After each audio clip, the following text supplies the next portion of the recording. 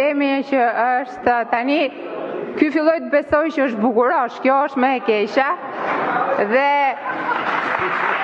dhe do me thënë, dhe pashon bukurosh çfarë thoshte tani me këtë epitetin do të çmendet fare, po s'ka gjë do ta pranojmë.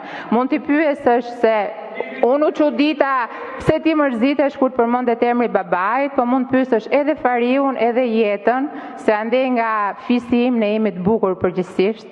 Kështu që nuk na është dasha si lek, kupton?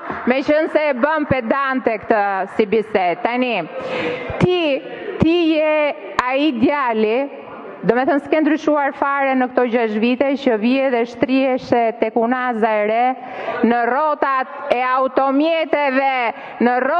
automjeteve për të bllokuar ndërtimin e aksit më të rëndësishëm për kryeqytetin.